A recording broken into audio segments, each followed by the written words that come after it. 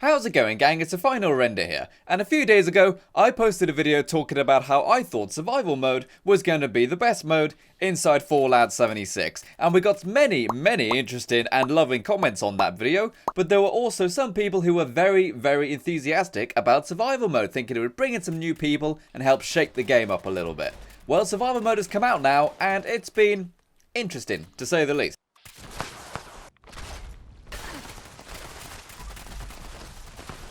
Oh, that's so funny. Let me move. What? Oh, God.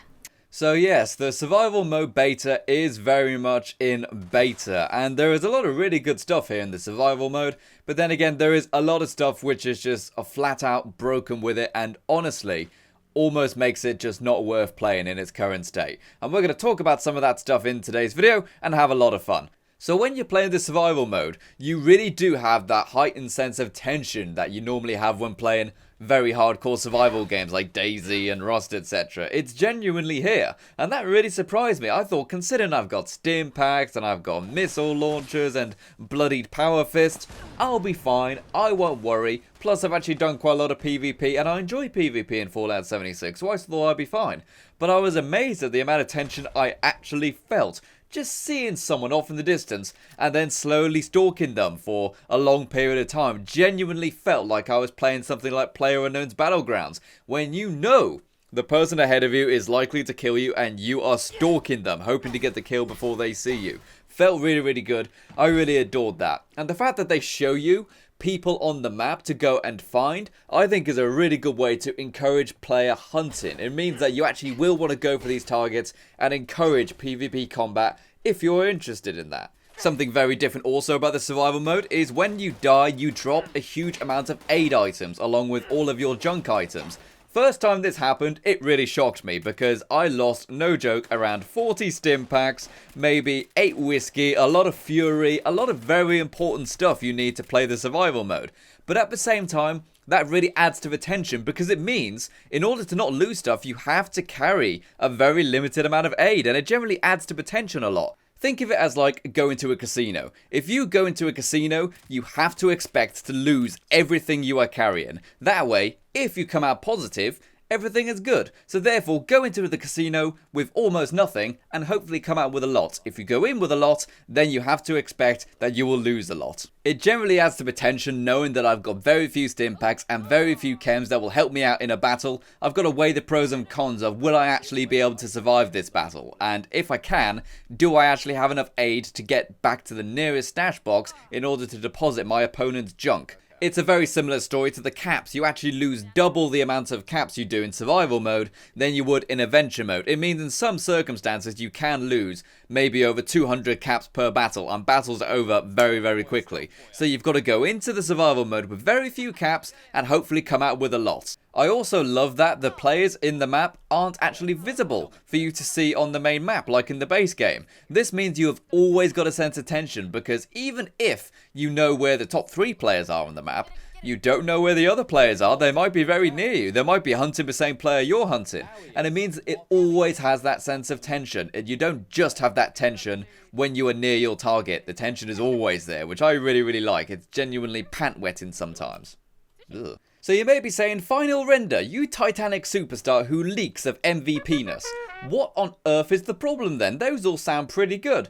Well, the overall problem is that certain aspects of the game are broken. I don't mean they're just bad design, I mean some aspects are literally just not functional at the minute. One thing a lot of people are talking about on forums and in YouTube videos and on streams is that there is a huge problem with spawn camping, and I'm very sorry to say, but it is completely true. In the new survival mode, there are very few spawn points in the game where you can fast travel. You can go to the vault, you can go to all the train stations, you can go to your own camp and any owned workshops. But this basically means there will be people camping the very popular train stations and just staring at the spawn point, waiting for people to spawn. And then they will get the kill the moment they spawn in. And since there are very few places you can actually spawn, they don't even need to wait long for someone to appear, and then they can take their junk, take a lot of their meds, and also get a lot of caps very, very quickly, very, very easily, and there is nothing stopping them doing this.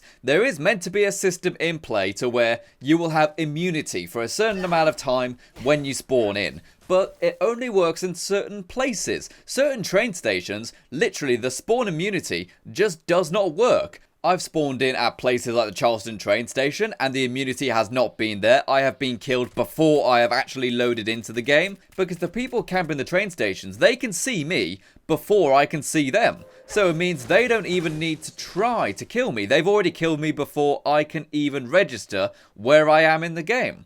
And there are only certain places where the immunity has actually worked. I noticed it worked at the vault. It worked when I went into the Lucky Hole mine, even though that didn't actually stop someone killing me the moment I entered. It also worked when I joined an event down at the workshop near the Cranberry Bog. But for so many places, the immunity just doesn't work. It's not functional. And this is obviously a huge problem because since there are so few spawn points in the game, it basically means you can't fast travel, because you can't trust the fast travel system. It's too dangerous. You can lose everything just because you fast travel. And honestly, that is not fun.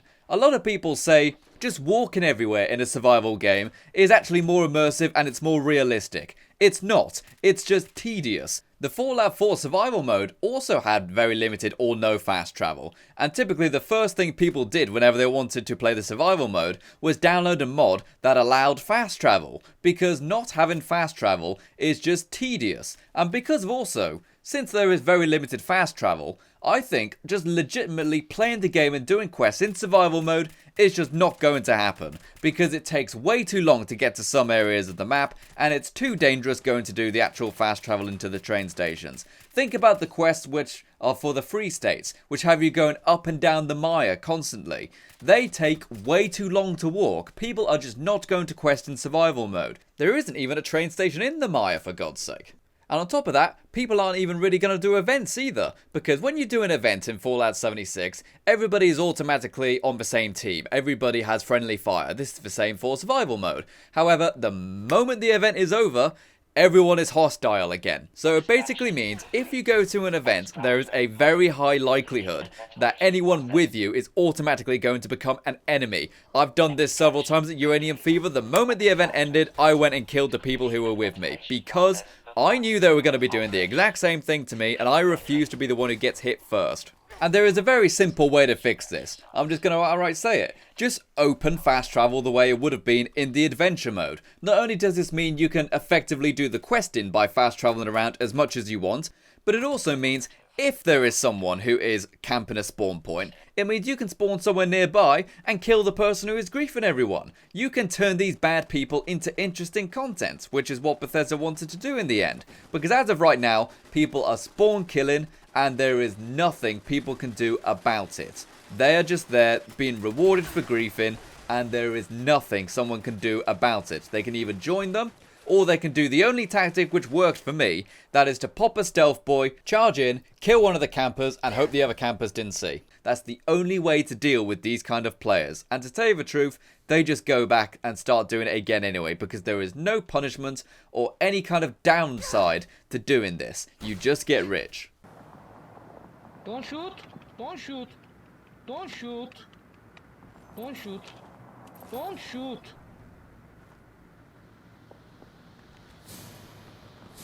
Don't shoot. Alexander, I'm leaving. Please don't shoot. Please. Would you believe it? I've been looking all over for you. Please. Please. Alexander.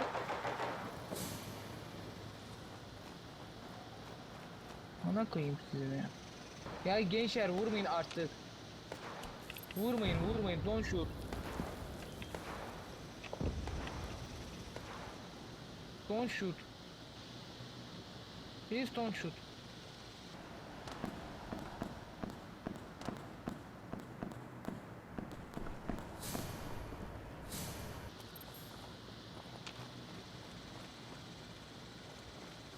Don't shoot. Don't shoot when I kneel. Don't shoot, don't shoot. I'm not enemy. Don't shoot.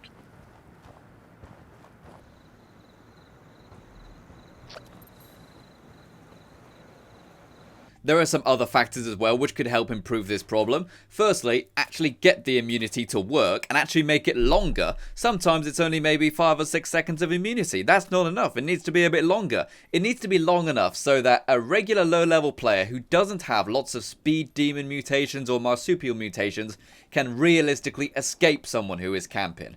Another thing you could do is maybe make it so that train stations are literal safe zones, so that if you spawn at a train station, you can't be killed until you leave maybe a 20-meter radius around the train station. Then you can be killed. This also means you can then use for trading inside the train stations without having to be worried about being shot in the back. Whilst I haven't seen it, because literally nobody goes into the train station, people literally can't get inside them, it's too dangerous, I guarantee if people could get inside them, there would be someone camping on the interior of the building, waiting for someone to use the vendor and then pop. So how about we make it so that we don't encourage spawn camping, we actually make it less possible. Another feature which they said is that they were going to make it so that there wouldn't be as many one-shot weapons and that you would have more balanced combat. This is not true either. There have been plenty of times I have still been one-shot by many types of weapons, and to tell you the truth, I think they have limited the one-shot capability of some weapons but kept it in there for others. For example, explosive shotguns are now more powerful than ever, explosive rifles are more powerful than ever, and in a shocking turn of events, Tesla rifles are now the best gun in the game because you don't even need to actually be on target with a Tesla rifle to kill someone. And in many cases, it is still a one-shot kill. You just gotta aim slightly near the person and then you've automatically won. The balancing inside the survival mode is flat out broken. I know that it's okay to have one-shot weapons. I think you should be rewarded if you spend the time to make your build a one-shot build. But at the same time, there are too many things which are just one-shot as of this moment. Too many. There are a lot of people saying, why don't we just force people to make a new character? That way they won't have these god tier weapons at the start of survival mode. But that's completely missing the point. It's only a matter of time before they get those weapons back. Just making people make a new character is putting a band-aid on the problem. It's not solving the problem. It's just delaying the inevitable. Eventually those weapons will start to resurface again. And an annoying thing is, there are some weapons where the one-shot ability has pretty much been removed, but it's been kept for others. I myself have got a bloodied handmade rifle, and I have actually hit people with critical shots and seen their health go to 98% damaged, and then they don't die. And I've seen this on 2 different players at different levels. I honestly suspect they've just made it so if someone gets a critical shot with a regular bloodied handmade, let's make it so that's impossible to be a one-shot kill. But other things, they can still be one-shot kills. Another issue I feel is server stability. Sometimes the servers just aren't fast enough to keep up with some of the combat, especially this very high level combat. There was a time, quite recently, when I was fighting someone called Iron Thumbs. You've seen this clip already. And I got his health down to pretty much 0 or maybe to 2% left. But then, his health shot up again. So this basically meant I had inputted the controls to kill that player. According to everything I had killed that player. But server side said I hadn't, he was still on 50% of his health. And I actually thought, well, maybe this player has got like some auto-stim armor or something like that. There are armor pieces which automatically stim pack you if you are very low health, for example. Same for perks. But then, in an amazing turn of events, he actually found me on Twitter. And I was able to ask him, do you have like auto-stim armor or anything like that? And he had confirmed he hadn't. This basically meant the servers were not keeping up with my controls at this moment. And that's not to say I'm like some god tier player who can play the game really fast and the servers can't keep up. It just means the servers can't keep up. So that is something which needs to be addressed, and that's not too much of an issue, even though I sound very angry about it. That is something that will inevitably be fixed with time as well. And this is a very small grievance of the survival mode, probably much smaller than the other ones and is not limited to a technical limitation. But the fact that players are actually tracked for how long they are alive seems a bit strange to me. Because whilst it is called survival mode and the whole goal is to, well, survive, it basically means you are encouraged to essentially just hide in a camp somewhere in the map and then not be seen and not participate in everything. There have been certain times when I have found the number 1 player and they are simply inside their camp with no windows, no doors, just sitting inside. A better thing, I think, would be to have it so that the amount of kills is what shows you in the survival mode. Because while some people don't like PvP, I think if you're in survival mode, you had to expect that you'll be rewarded for some kind of PvP activity. So I think making the number 1 spot on the leaderboard, which there is no reward for by the way, would be better if you were someone who got the most kills. And something, I believe it was Many a True Nerd who said it, maybe make it so that if you are number 1 on the kill list, then you are pinpointed very precisely on the map. But if you are 3rd, it kind of gives you like a rough 50-meter area where the number 3 player is. So therefore, the more deadly you are, the more chance someone is likely to find you and take you on in order to try to take your spot. Because as of right now, the leaderboard shows you for how long you survive, encouraging you to hide and not actually participate. But also, there is no real reward for actually being number 1 anyway, so the leaderboard kind of feels a bit redundant at this stage. It needs to be something else other than longest time survived, and there needs to be a reward for being number 1. Maybe you get a bit of an XP boost if you're number 1. That way you are able to hopefully actually be encouraged to try to become number 1. As long as you can find a way to do it without leaving it open to exploits, like people going ahead and killing each other, etc. Maybe there is a way you could reward someone for being in first place, rather than just simply showing their name on the map. And that's pretty much all I'm going to say about survival mode at this moment in time. It's such a huge shame. I wanted survival mode to be the way people play 76. It looked so good. There is so much potential here. And I have had so much fun with survival mode at certain times. There have been times when I have ran into the same player that I've been fighting in PvP combat multiple times just by coincidence, and we've had this kind of friendly back and forth going, and it's been really good fun. I love the fact that there is more opportunity for rewards with the 20 XP bonus, and also the more caps you get for playing against other players. But frankly, the fact that it is so open to exploits, the fact that there are still technical issues holding it back, and the fact that griefing is such a huge issue, I honestly can't recommend survival mode in this moment in time. But that being said though, you've still got to try it, you've still got to report issues to Bethesda in order for them to fix it. They have said they are working on fixes, in particular with things like weapon balance, and also with the way you spawn into certain places. There is room to improve this, because I really wanted this to be just the way you play 76. But as of right now, it just can't be. It's just too tedious. For every moment of fun I have, there are several moments where it is just tedious and obnoxious, and frankly, I'm just going to play adventure mode. In fact, I'm still going to PvP in adventure mode, because at least if I PvP in adventure mode, everyone I'm PvPing has already agreed to the fact that we are going to have a battle at this stage by taking a settlement or by challenging me face to face, and everybody is on the same page. But in the survival mode, a lot of the times you are killed by other players because they are exploiting something, and that's not cool. But thank you very much for watching this video, people. I hope you found it interesting, and I would love to know your thoughts on the survival mode in the actual comment section below. And again, make sure you let Bethesda know the issues you have with it, and maybe suggest some ideas, because then they can implement them. I don't want to say negative things about survival mode, because as I said, I really want to like it more. But quite frankly, some things just need to be said at this stage in order to improve it. So thank you very much for watching this video. Remember to check out all the cool Patreon people in the description below who help support the channel with their financial donations. You, of course, can also do the same. Also check out the YouTube members. They get the free emotes to use in the streams we do. And hopefully you can go ahead and become a member as well. Until next time, I've been the Final Render and you've been the audience. Until then, farewell.